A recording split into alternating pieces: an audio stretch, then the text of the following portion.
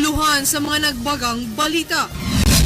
50,000 ka mga relief packs target nga maripak sa taga DSWD para sa mga biktima sa bagyo sa Eastern Visayas.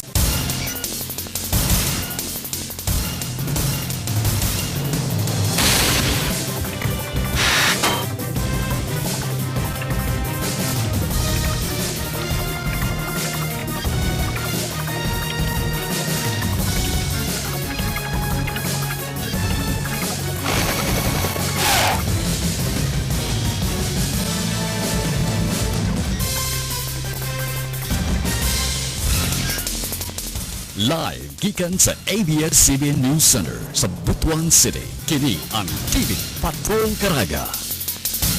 Maayong hapon Butuan Caraga Region ug tibok kalibutan nga maabot sa mong pagsibya og online.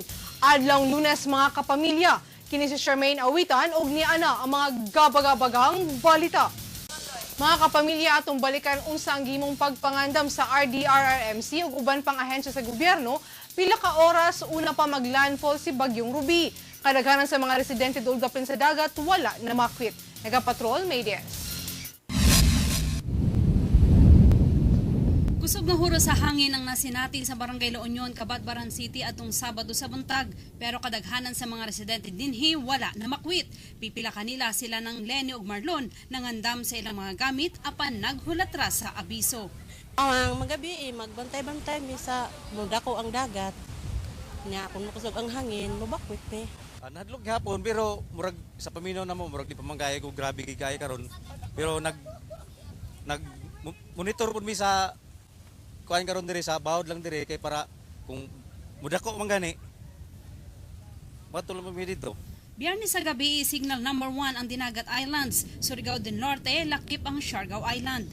We have a total of 351. Wala nagkumpiyansa ang Office of Civil Defense Caraga sa posibleng dangatan sa maong probinsya busa mipahigayon og coordinating meeting uban ang PNP, AFP, DSWD ug LGU Butuan. Ito yung agreement natin at the regional level na if ever tayo yung pinaka-least affected, we in Butuan City, lahat ng agencies na nandito, local government, Butuan City and Agusan del Norte and the regional line agencies based here will form a team, parang composite team to support ng areas na affected. But what we'll do is we will request the helicopter makarating dito immediately as soon as it is allowed by the weather, and then magpalipad tayo ng helicopter sa Dinagat Island at saka sa Siargao. Sama natin yung ating OCD, DSWD at mga local chief executives. Gimugna ang SRR kung Search, Rescue and Retrieval Group nga mao'y mo responde sa apektadong lugar.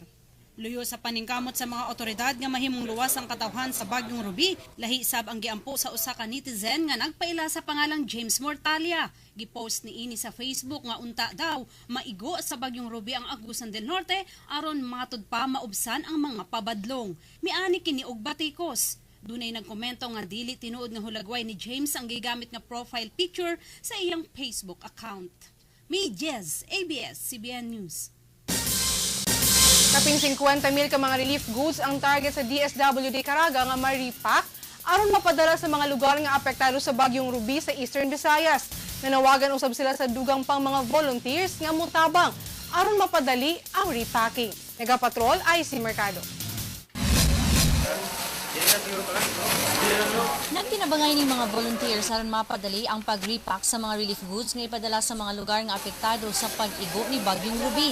Dunay mga nag-asa sa mga sinakong bugas aron i-repack. Duna sam nagputo sa mga relief pack sulod ang 8 ka canned goods, 8 ka noodles ug 8 ka kilo nga bugas.